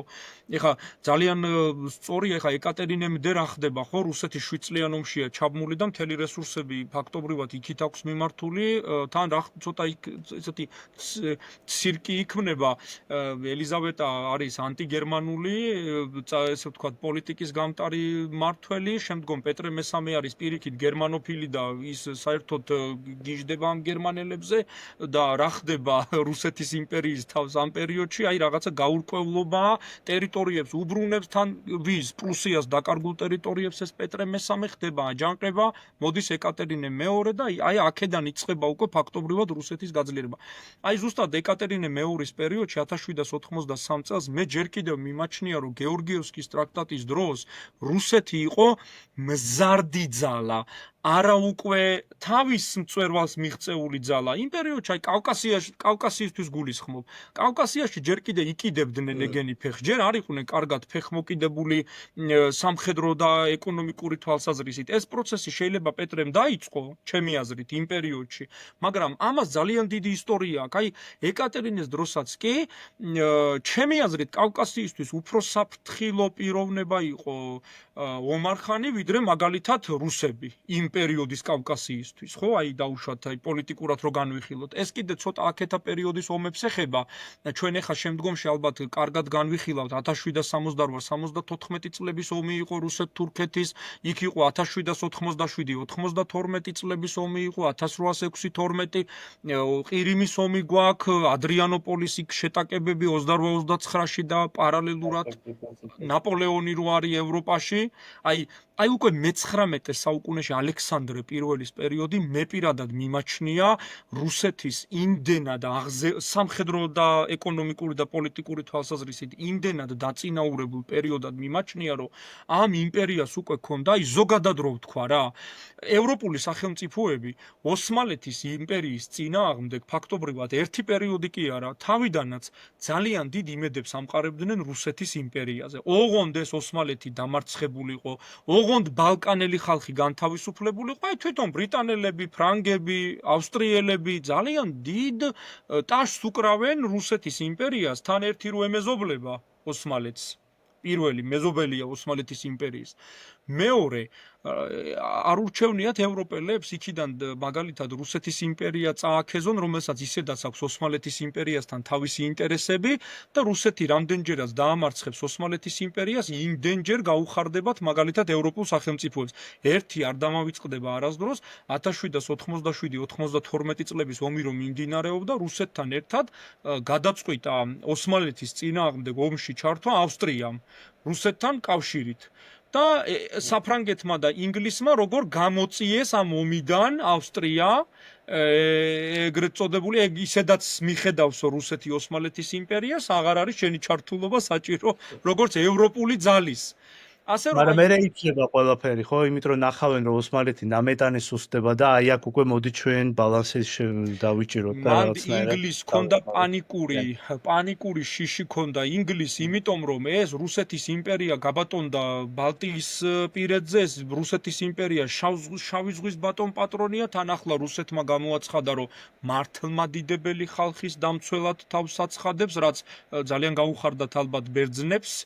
იმედი მიეცათ. ინგლისსაც უყურებს უკვე ჩრდილოეთიდან და ასე შემდეგ. ფართო მასშტაბიანი ინტერესები აქვს უკვე ამ კუთხით, თან ამ დროს იხსნება საელჩო ეგვიპტეში, რომელიც ვასალურ დამოკიდებულებაშია ოსმალეთთან, მაგრამ აღარ არის მამლუქებმა როგორც იქნა მე-18 საუკუნის აი სწორედ იმ პერიოდში, როცა რუსეთ-თურქეთის ომები იწყება, მამლუქებმა მოიპოვეს დროებით დამოუკიდებლობა, ეს არის სწორედ აი ნაპოლეონამდე ამის მურად ბეის და იბრაჰიმ ბეის მმართველობა დუმვირატი რო იყო ეგვიპტეში, რუსეთ ალექსანდრიაში იხსნება რუსეთის საელჩო, ინგლისის საელჩო და ფაქტობრივად ანტიოსმალურ ძალიან ბევრ საკითხს განიხილავენ, მაგრამ როგორც კიდე რუსების ინტერესი ხმელთაშუა ზღვაზე გავიდა, აი ინგლისი რო უკვე ხვდება, ევროპული სახელმწიფოები რო ხვდებიან, რომ ბოსფორის და დარდანელის სრუტეებს ეს თუ დაეპატრონა რუსეთს გულისხმობ და თუ გამოვიდა ხმელთაშუა ზღვაში, მაშინ უკვე ეხლა რა გამოდის ბალტიის ზღვა, შავი ზღვა და ხმელთაშუა ზღვა. ინგლისი ამის გამო ეხლა ნაპოლეონსაც ჰქონდა მცდელობა ეგვიპტური ექსპედიციის დროს ინგლისის ესე ვთქვათ დომინანტობა აღეკვეცა ხმელთაშუა ზღვაში და იქ სუეცის არხის გათხრა დაიწყეს და ეხლა ინგლისის მე ყოველთვის ამას ვამბობ ხოლმე, ხა ინგლისის ზღვაში რამით გააკვირვო და საზღვაო რამე კატასტროფა მოუწყო ინგლისს, ეს ძალიან იშვიათია ისტორიაში, იმიტომ რომ ის ყველაზე კარგად ზღვა ეხერხება. და საზღვაო საქმე. ამიტომ ცოტა რთული აღმოჩნდა. და აი სწორედ დედოფალ ვიქტორიას პერიოდში, როცა რუსეთის ფაქტობრივად ინგლისს უკვე კოლონიალიზმის პერიოდი ეწყება და ძალიან დიდი ფართობის იმპერიად ჩამოყალიბდება ინგლისი, აქეთ ნაპოლეონ მესამე იყო იმპერატორი, რომელიც ბიზამისივით ჭყალებში რო ვთქვათ, უყურებდა რუსებს, არ იყო მაინც და მაინც დადებითად განწყობილი და აი ესენი უკვე ფიქრობენ რომ ჯობია ხმელთაშუა ზღვაზე ეს რუსეთი არ გამოვიყვანოთ საერთოდ დარჩეს იმ შავ ზღვაში და იმ ბალტიისპირეთში სადაც არის და ხმელთაშუა ზღვაზე არც გამოვახედოთ და აქ უკვე აი ყირიმის ომზე როცა გვექნება ჩვენ შემდგომში აი საუბარი ყირიმის ომის დროს ვნახავთ რა ხდება სრულიად შემოტრიალდა ევროპელების დამოკიდებულება რუსებთან მიმართებაში და ვხედავთ რომ ოსმალეთის მხარდამხარ იბრძვიან შავ ზღვაში ინგლისის და საფრანგეთის შეიყვანენ ფლოტს და რა ხდება ეხა ხმელეთიდან ოსმალები უტევენ ზღვიდან შავი ზღვიდან ბრიტანული და ფრანგული გემები ბომბავენ ამ განაპირა რუსულ ბაზებს და ფაქტობრივად რუსეთი ყირიმის ომში მარცხდება ყველაზე ძირითად აი 6 ომი რომელიც ყველაზე ძირითადი არის რუსეთსა და ოსმალეთს შორის ამ 6-დან ფაქტობრივად ერთშია მარტო ოსმალეთის იმპერია გამარჯვებული და ეგეც საკითხავია ისიც დასავლეთის დახმარებით კი ისიც ფაქტობრივად მე ასე ვიტყოდი რომ ყირიმის ომში რუსეთი არა ოსმალეთთან არამედ დამარცხდა საფრანგეთთან და ინგლისთან ოსმალეთის სასიკეთოდ, თორე ეს ოსმალეთის იმპერიის შეიარაღებას რო გადავხედოთ, მეჰმედ მეორის პერიოდის ზარბაზნებს იყენებდნენ გემებიდან. ეხლა რაღა დროს ის ზარბაზნები იყო? კავკასიის ფრონტზეც კი ვერ მოახერხა ოსმალეთმა ამ მნიშვნელოვანი პირიქით რუსები გადავიდნენ იქ შეტევაზე გადავიდნენ. პრინციპში მე ვფიქრობ, რომ აი ამ ყირიმის ომზე და ზოგადად მე-19 საუკუნის ომებზე აი ცალკე უნდა ვისაუბროთ. შეიძლება აი მომდევნო ჩაწერა, ანუ ასე ვთქვათ, მომდევნო სერია პოდკასტის ზუსტად ამაზე გქონდეს. ქუჩუკაინარჯი ზავი, რა თქმა უნდა, ძალიან მნიშვნელოვანია, ამაზეც 2-3 სიტყვა უნდა ითქვას, მაგრამ აი ეს მე-19 საუკუნე შენ ძალიან საინტერესოდ ისაუბრე, რომ როგორ იცვლება პერსპექტივა დასავლეთის ოსმალეთის მიმართ. თითქოს და მოდი რუსეთმა თვითონ მიხედოს მას და მაგრამ როგორც კი ხედავენ რომ რუსეთი უკვე ნამეტანი ძლიერდება და უკვე نيكოლოს საერთოდ ფანტასმაგორიული ამბიციები نيكოლოს პირველს გულისხმობ ამბიციები უჩნდება აი როგორ იცვლება ეს ყველაფერი და ძალიან საინტერესოა აი გიორგი რა თხოვნასავით კი იქნება როგორ იცვლება უკვე ბერლინის კონგრესის შემდეგ ოსმალეთის საგარეო პოლიტიკა როდესაც უკვე ხედავენ რომ აი კვიპროსი უკვე ბრიტანეთმა წაიღო, ფრანგებმა კიდევ სხვა რაღაცა წაიღეს. და თითქოს რუსებს აჩერებენ, მაგრამ დასავლეთის ძალები აქეთ ართმევენ ოსმალეთს. და აი როგორ იცვლება ნელ-ნელა უკვე გერმანიისადმი ვერ ვიტყოდი სრული მოკავშირეობა მიმდინარეობს, სრული კავშირი მყარდება გერმანიასთან ოსმალეთისე, მაგრამ აი როგორ იცვლება პერსპექტივა ოსმალეთის და ამაზეც შეიძლებოდა იმ მომდევნო საათიან იმაზე გვესაუბრა პოდკასტში. ეგ ძალიან საინტერესოა თან განსაკუთრებით იმ პერიოდში, რომ ნუ ეხლა გერმანიას ყავს რკინის კანცლერი ოტო ფონ ბისმარკი არის მაგ პერიოდში და ამ ადამიანმა ისეთი ალიანსები ჩამოაყალიბა, რომელიც შემდგომ პირველ მსოფლიო ომად გადაიქცა, ხო? აი სამთა კავშირს გულისხმობ. აქ ძალიან კი ამაზეც შეიძლება აქ ყურადღება უნდა გამახვილდეს კიდე ეგრეთ წოდებული ბაღდადის რკინიგზის პროექტზე, რომელიც ერთ-ერთი უმნიშვნელოვანესი პროექტი იყო აბდულჰამიდის პერიოდში, ფაქტობრივად ლამის გენოციდი მოუწყეს ადგილობრივ ებრაულ მოსახლეობას, იმიტომ რომ ამ დროს აი სხვათა შორის იმ დღეს ვკითხულობდი, ეხლა ძალიან აქტიურად ვარ ჩართული აი მე-19 საუკუნის პერიოდში, აი სულთან აბდულჰამიდის პერიოდში, რომელიც იყო ძალიან ტრაგიკული ფიგურა, აი აბსოლუტურად ძალიან ტრაგიკული ფიგურა ოსმალეთის იმპერიის და რამხელა განათლების, ნუ ეხლა რელიგიური სიყვარული მას ყოველთვის ჰქონდა, მან თავიდან ბოლომდე გაიაზრა რომ იყო ხალიფა, ანუ ისლამის ისტორიის ფაქტობრივად ალაჰის შემდგომ პირველი პირი ისლამში და აი ყველაფერს აკეთებდა იმისთვის ოსმალეთის იმპერიაში რომ აი მაგალითად კარგად ყოფილიყო იქ რაღაცა საფრანგეთში კაი نيكოლოს პირველმა როგორც მოიხსენია ოსმალეთს სადაც საფრანგეთში რომ გამოდიოდა ჟურნალ-გაზეთები სულ ავადმყოფ კაცად მოიხსენიებდა რომელიც მალე მოკვდებოდა ეს ოსმალეთის იმპერია სულ ამ ფრაზებით აი ავადმყოფი დაავადებული კაცი ასე მოიხსენია მიღწია რამდენჯერმე ოსმალეთის იმპერიას. იქ ფრანგულ ჟურნალ-გაზეთებში თან ეხა ეს ის პერიოდია, როდესაც ოსმალეთში ჩამოდიოდა ეს ჟურნალ-გაზეთები და ევროპელები ძალიან ცუდად უყურებდნენ ამ აბდულჰამიდის პერიოდს რა, აი ზოგადად მის მმართველობას და ამ ბოლო დროს ყურადღება მიიქცია ეგრეთ წოდებული აი დაჯგუფებების გამოჩენა ოსმალეთის იმპერიაში, სადაც სხვათა შორის რუსებიც იღებდნენ მონაწილეობას. თვითონ აი ოსმალ-თურქი ისტორიკოსები ძალიან კარგად აღნიშნავენ, რომ სტამბოლში, სირიის ტერიტორიაზე, ბაღდადში და სხვა აი ეს ეგრეთ წოდებული მასონური ორდენების გაჩენა. სხვათა შორის თვითონ აბდულჰამიდს აქვს რამდენიმე წერილი, სადაც ადანაშაულებს პირდაპირ მნიშვნელობით აი ამ მასონურ ორდენებს ოსმალეთში ყველაფერი ცუდად რომ მიდის, მათი ბრალიაო და იწყება ქრისტიანული ეკლესიის ტაძრების შევიწროვება, ეძებდნენ სტამბოლში სად იყო მათი შეხვედრის ადგილები. აი ძალიან საინტერესო ის არის, რა ქვია, ვითარება არის აბდულჰამიდის პერიოდში. და სხვათა შორის ისე გერმანიას ოსმალეთის იმპერია უნდა უმადლოდეს ბერლინის კონგრესზე, იმიტომ რომ მაკედონია შეინარჩუნა და კიდე ძალიან სერიოზული მიწები დარჩა იმისი, რა თქმა უნდა, სასტეფანოზავის გადახედვა ეს დიდი გამარჯვება იყო, ესე ვთქვათ, არაპირისაპირი გამარჯვება იყო. შეიძლება საერთოდ რუსეთს მაგალითად აჭარის ტერიტორიაზე ვაჭრობა აეკრძალა ოსმალეთის იმპერიისთვის და არც კი შეეშვა. რუსეთს ამისთვის ჩვეულებრივი ის ქონდა, ყველანაირი პირობა ქონდა, როგორც გამარჯვებულს, რომ აი მე ვარ გამარჯვებული და პირობებს ვაწესებ მე, მაგრამ ამ ბერლინის ეგრეთ წოდებულმა კონგრესმა და ბერლინის ხელშეკრულებით ბათუმი საერთოდ თავისუფალ საპორტო ქალაქად გამოაცხადეს, რაც აი ვაჭრობ იმ პერიოდის სავაჭრო, ესე ვთქვათ, იმისთვის მდგომარეობისთვის ოსმალეთს ეს ძალიან სჭირდებოდა. ჯერ კიდევ არ იყო შეწყვეტილი ბავშვების წყვეთას ყიდვა საქართველოსდან ოსმალეთში, მაგრამ უკვე ეს ბიზნესი, ასე ვთქვათ, სულ ზღაპავდა, უკვე სხვა ინტერესები ჰქონდათ უკვე ოსმალებს ამ პერიოდში. დიდი მადლობა გიორგი, ჩვენ აუცილებლად დაუბრუნდებით ამ მე-19 საუკუნეს უფრო ეს ვთქვათ, ფართო და დეტალურად რომ გავიხილოთ, იმიტომ რომ მანდ საკითხები უკვე არ მარტო შავ ზღვას, არამედ პრაქტიკულად სამ მიმართულებას ეხება, ბალკანეთს, შავ ზღვას და კავკასიას და ამაზე აუცილებლად ვისაუბრებთ. ვნახოთ როგორი გამოხმაურებაც იქნება პრინციპში ჩვენი მაყურებლებისგან და შეგვიძლია შემდეგი ეპიზოდიც დავგეგმოთ პრინციპში. დიდი მადლობა და ძალიან საინტერესო იყო